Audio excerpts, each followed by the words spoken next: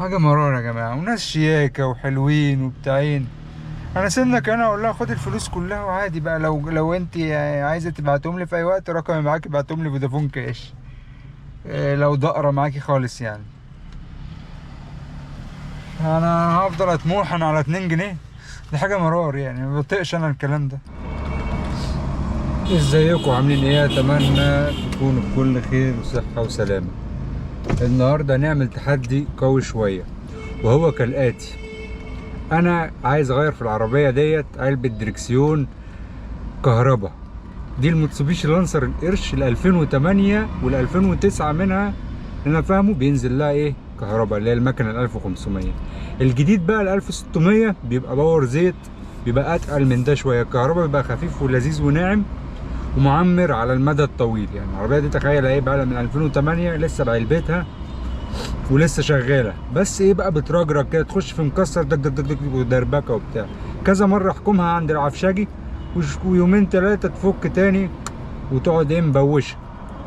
وعمرتها وروقتها عند العفشاجيه مش احسن حاجه، بتقعد برضو بعد فتره بتخيب. فاحسن حاجه ان انا اجيب لها واحده حاله نظيفه تكون استيراد واركبها وانساها بقى ماشي. فسالت عليها عامله حدود 12000 13000 جنيه. سالت عليها كذا حد بتوع استيراد.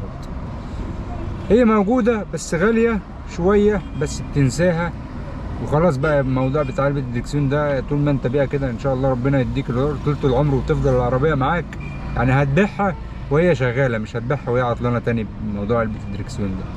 فالمهم انا خلاص يعني جاهز وموصي ان انا ايه اركبها، يعني حسب ما اشوف بقى حد اعرفه يكون تمام ثقة ونضمن ان تركيبها تمام، واقوم مركب وخلاص وجاهز لها. يعني مش هي دي العقبة. طب انا قلت انا كده كده ايه ما عنديش مانع اركبها يعني في اي وقت، وماشي على كده. يعني اللي ممشيني طول الفتره دي امشي بيها عادي، يعني مش هي دي الاشكاليه. المهم بقى قلت طب ما انا اعمل تحدي ده معاكم واشوف هجمع حقها في قد ايه، واول ما اجمع حقها بقى نروح نركبها على طول. ايه رايكم؟ وهشوف بقى هقدر اجمع حقها في قد ايه، وخصوصا في الايام البيضه ديت الاسعار فيها رايحه في 60 داهيه. نبدأ بقى في التحدي. انتوا بقى قدوا ما احنا النهارده في 30، قول احنا خلاص اول الشهر اول 11. نشوف بقى نعمل في اول 11 يعني هنجمع المبلغ ده من 12 ل 13 الف في كام يوم ماشي. فالناس اللي هتبقى عارفه ومتابعه معايا، الناس بقى اللي هي مشتركه عندي والناس اللي هم ايه متابعين اول باول، دول هيبقوا عارفين نظام التحدي رايح فين وجاي منين وابتدى امتى وهيخلص وخلص امتى ماشي. لان هيبقى في الحلقات الجايه بقى مش هقعد اتكلم واعيد وازيد، هيبقى فاهمين لغايه اخر حلقه اقول لكم كده انا جهزت وقفلت المبلغ وانتوا هتبقوا عارفين ومتابعين معايا. فيلا نبدا ونتوكل على الله وننزل. انا نزلت اهو نشتغل بقى، نفتح البرنامج ونعيش ونشوف هنعمل ايه في قد ايه. يلا بينا النهارده بقى. نفسي اجمع 1000 2000 يلا لو رصيد كده. انا اتحمست، يعني انا عملت التحدي ده اتحمسكم وقبلها احمس نفسي عشان اشتغل بقى ايه واجمع بقى نعبي يابا بقى عبي البطاطس. يلا يا عم هزها بقى. انت بترنلي تاني بيقول لي يلا خدني 12 كيلو 96 جنيه. هو تقييمه حلو. تعال يلا ناخده خلاص اهو. ورايا الفله بقى اقول له قابلني على الشارع يلا ماشي. اتعامل انا بقى بروح له وعيش. يلا يا شباب دلوقتي جينا اهو لحد حي الظاهر. تخيل اللي ساكن فيها كابتن انطوان. بما اننا هنا ودينا مستنيين زبون حلو من زباين الظاهر. هي فعلا زباين الظاهر فلوسها بتبقى حلوه، معرفش فيه ايه يعني، بس ادينا اهو مستنيين بقى حاجه تيجي على دي. عاملين ايه دلوقتي؟ عملنا المشوار من مصر، من عند حي الظاهر لمصر الجديدة. هنا يقول لك الجولف جنب كنيسة هنا اهو. عملناه يا سيدي الباشا ب 113 جنيه ونص. خد قد ايه؟ خد 10 كيلو الا ربع. حلو، ما كانش فيه دوشة ولا حاجة، ناس محترمة على الرايق. عملنا كام مشوار لحد دلوقتي؟ 5 مشاوير. لسه قدامنا شوية. زي ما قلت لكم بقى بنجمع فلوس علبة الدركسيون. الكيلومتر دلوقتي كام؟ 33 كيلو ونص. ماشي. احنا مخطيين الحمد لله حاجز ال10 جنيه لسه لغاية دلوقتي، فالله المستعان. يا جماعة خدنا مشوار ابن حلوة من مصر الجديدة عند عباس هنا في مدينة نصر. المهم حساب الأستاذة كام؟ 55 جنيه وأنا معيش فك. ادتني 100 جنيه قلت لها معيش فك، فقالت لي خلاص فكلي. بتقول لي جنبينا اهو.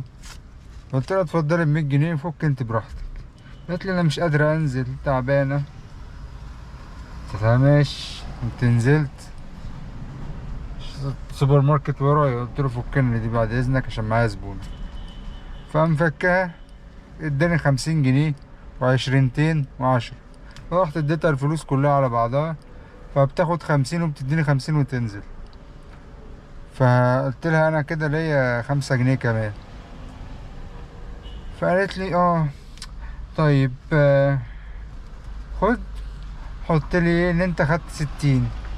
تمام مفيش مشكلة. انا كنت اصلا هقفل الرحلة انا مش واخد بالي، فكويس ان انا سبتها مفتوحة. حطيت 60 وخلصت وخلاص. فانا فتحت الباب ولفت طلعت رجلها بره وقاعدة. فقلت لها نزلوا ولا ما نزلوش؟ قالت لي انا مستنيه اهو بشوف. قلت لها ماشي، عموما الشبكة هنا تعبانة. بتقول لي لا ده نزل 2 جنيه بس. هنتكلم في 2 جنيه و3 جنيه. فقلت لها بس استني الشبكة بتحمل. فقمت وريتها قلت لها اهو نزلت المبلغ النقدي الذي تم تحصيله 60 جنيه. قلت لها انا عندي نزل لي 2 جنيه. قلت لها مش قضيتي بقى، مش مشكلتي. قلت لها، قالت لي ماشي خلاص. دخلت هنا حاجة مرارة يا جماعة، وناس شياكة وحلوين وبتاعين. انا سنك انا اقول لها خد الفلوس كلها وعادي بقى، لو انت عايزة تبعتهم لي في اي وقت رقمي معاكي ابعتهم لي فودافون كاش. لو دقرة معاكي خالص يعني. انا هفضل اطموح انا على 2 جنيه؟ دي حاجة مرار يعني، ما بطيقش انا الكلام ده. بس واروح اجيب بيهم كلهم فول بالبيض. لقيت مطعم نعمة ورانا وجنبه مطعم فسفور. فنعمة انا عارفه حلو. هما كام مطعم كده والحاتي وبتاع. واول ما بتخش عباس كده في اول يمين جنب موقف الميكروباصات. بس انا دخلت في شارع بقى جانبي كده على جنب، الدنيا هادية، فهرجع شوية كده ورا وهركن وانزل اكل، انا زهقت بس. يا هلا، دلوقتي طالع اهو اتمشى وجنبي بيت ستي. شفتوا بيت ستي؟ رايحين بقى نجيب فول وبيض ودي. ركننا العربية في الشارع ده اهو، طالعين بقى نتمشى كده اهو لغاية هناك كده عند الاصفر ده بتاع فسفور، ونخش يمين هنلاقي المطاعم كلها هناك. جنب رايق جنب ده. بس الساعة يا باشا 5:30. الساعة بيقولك النهاردة هتتغير، هترجع ورا صح كده؟ الساعة هترجع ورا ساعة. هترجع ولا هتطلع؟ زي ما تكون مش هتفرق. بس بدأنا نتعود على الكاميرا واي خدمة. احنا جامدين قوي. المرة الجاية بقى يا جماعة لما زبون يدينا رحلة بالدولار نبقى نيجي نجيب جمبري من عند فسفور بقى. دلوقتي احنا شغالين بالجنيه فنجيب فول بالبيت. يلا ان شاء الله ما حد يحاول. بص روقان يابا، رايق رايق رايق رايق رايق رايق رايق. ايه رأيكم؟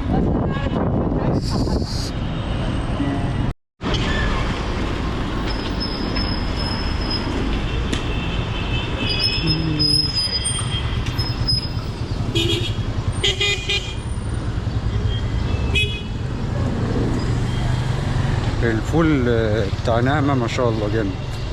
فول بالبيت. بص انت عايز تاكل فول هنا في مدينة نصر مطعم فول وطعمية عموما، اول حاجة لو انت عند مكرم عبيد بعد سيتي ستار كده قدام البنك الاهلي، مطعم عم بشندي على قديمه، هيكيفك هيكيفك، واللي جرب عارف.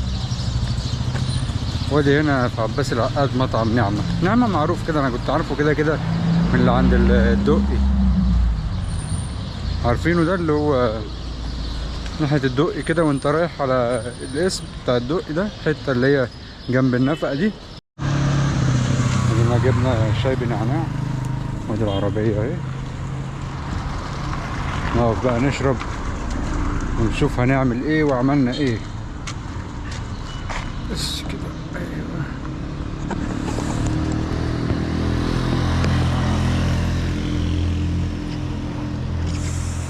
بس اتفضلوا بقى معانا.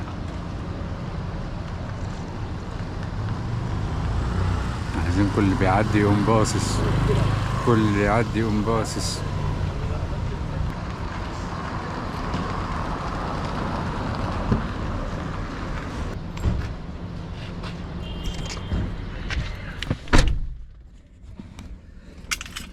واحد يقعد جوا بيته اكرم له، اللي هي العربية يعني.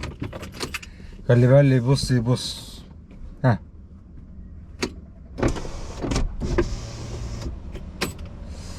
يا يابا انا حران، معرفش، انا اتحريت مرة واحدة، اتحريت مرة واحدة يمكن من الشاي. شغل التكييف شوية، بقالنا بتاع كام يوم ما شغلناهوش، محدش بقى يطلب التكييف اهو. اليومين دول الدنيا هديت خلاص، الجو لطف، بس انا حران دلوقتي.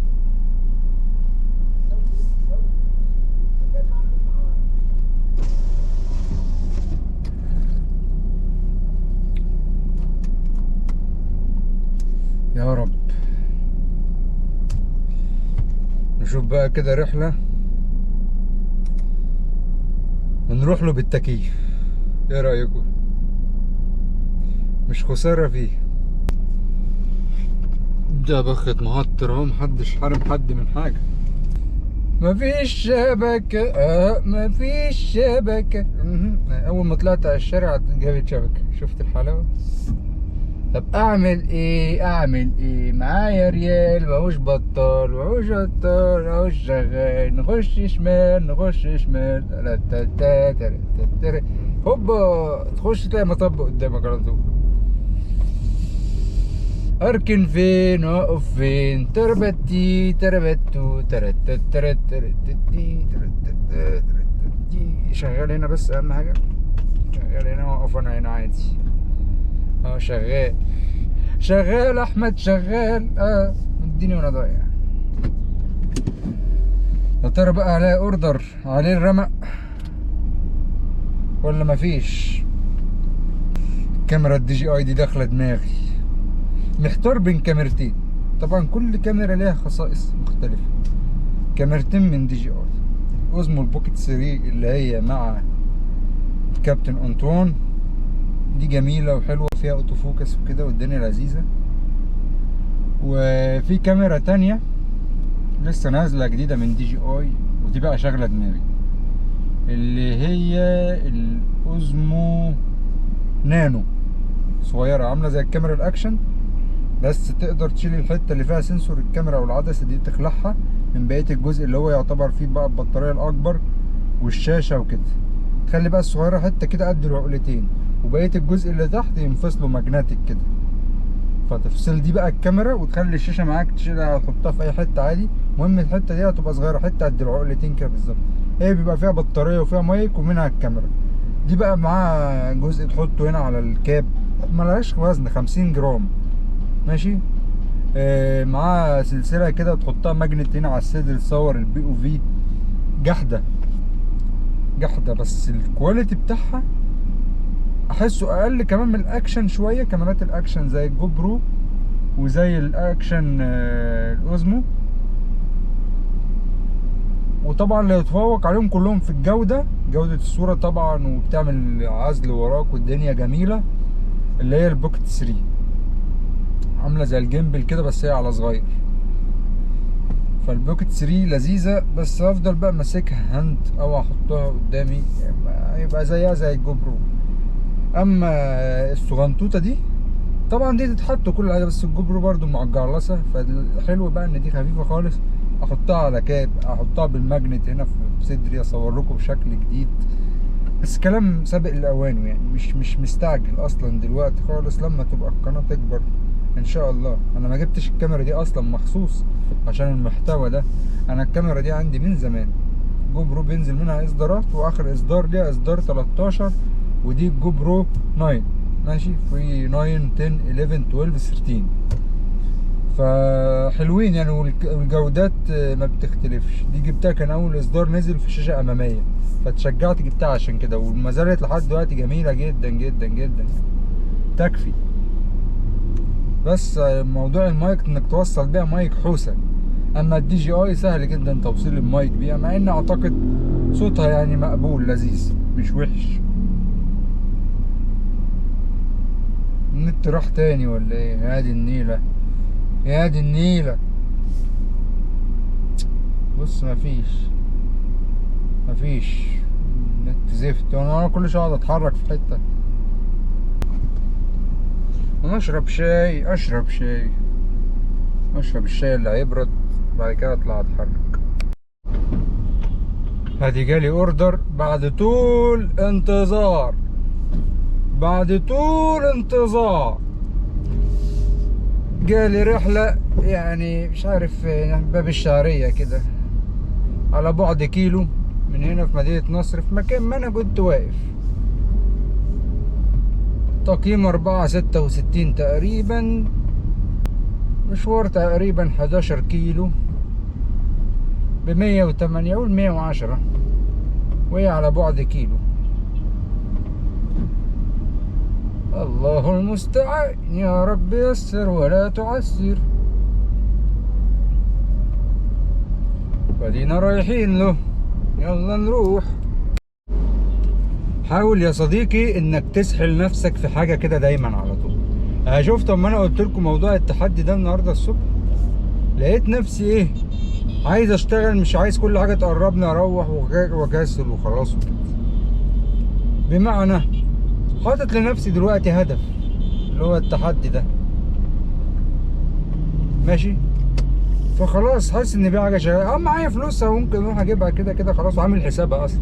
بس انا قلت ايه، اعمل تحدي عليها قدامكم، اوريكم يعني قد ايه، وهنعرف نجمع فلوس ولا اونطه ولا ايه الدنيا. خصوصا كمان الجو مريح، يبقى التحدي اشد. فحاول انك تحط نفسك دايما في حاجه، اسحل نفسك دايما على طول ماشي. حاول انك تسحل نفسك على طول، وتفضل حاطط نفسك في حاجه تشغلك دائما دائما دائما دائما. انتوا طالبين اوبر؟ السلام عليكم. حط نفسك في ستريس على طول، حط نفسك تحت حاجه على طول، خليك ساحل نفسك. بس الناس تقريبا داخله عليا. راح بقى اتمشى شويه واديها كبده وسجق، وممكن اشرب قهوه في شارع المرور يا جدعان، كليه العلاج الطبيعي.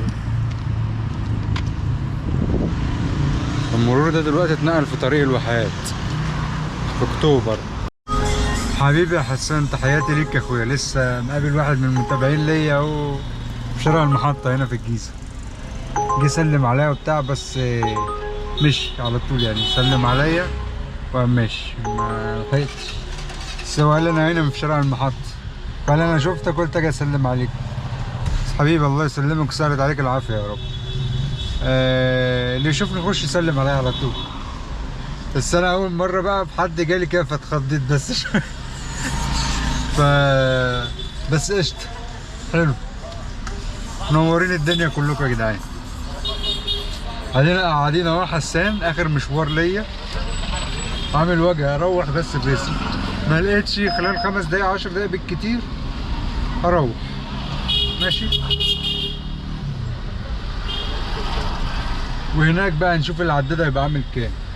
انا دلوقتي عدادي 87 كيلو.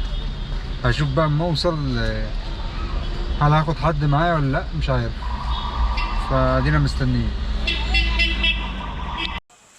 شكلها كده يا جدعان ما فيهاش. احنا قاعدين اهو في المحطة في الجيزة.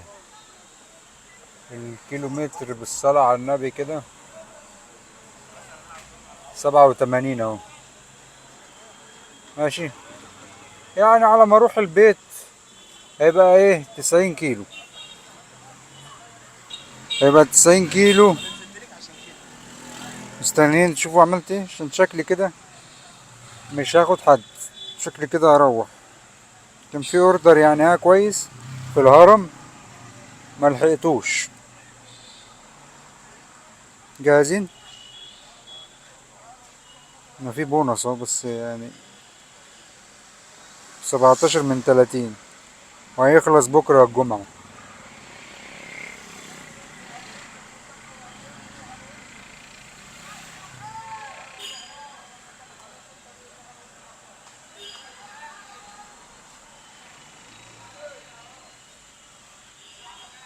الجمعة 4 صباحا، هيكون خلص الفجر. كل سنة وانتم طيبين.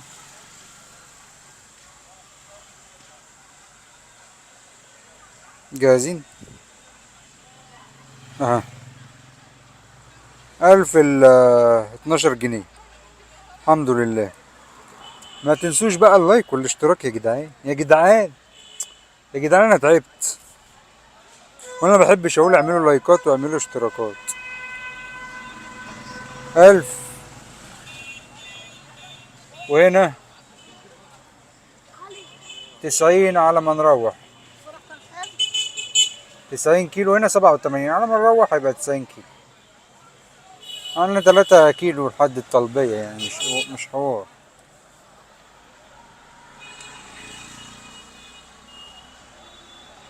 استنى، 1000 بالظبط. كيلو ب 11 تقريبا. 1000 على 90 ب 11 جنيه. ده بقى على بعد 4 كيلو. لا اهو يا جدعان 11 جنيه في الكيلو.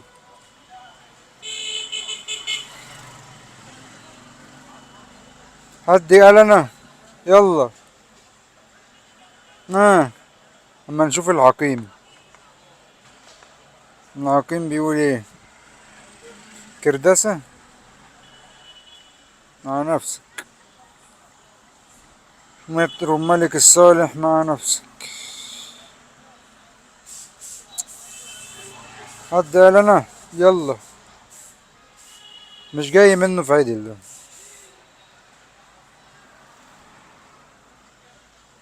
ما تعبان تعبان تعبان تعبان.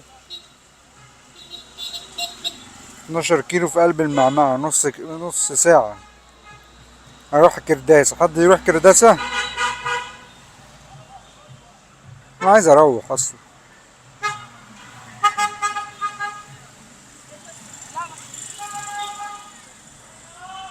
جايب لي اروح من الدائري. الدائري المسافة اطول 11 كيلو، بس انا عايز اروح كده كده اهو على طول. شايفين؟ على فيصل كده، على الطلبية.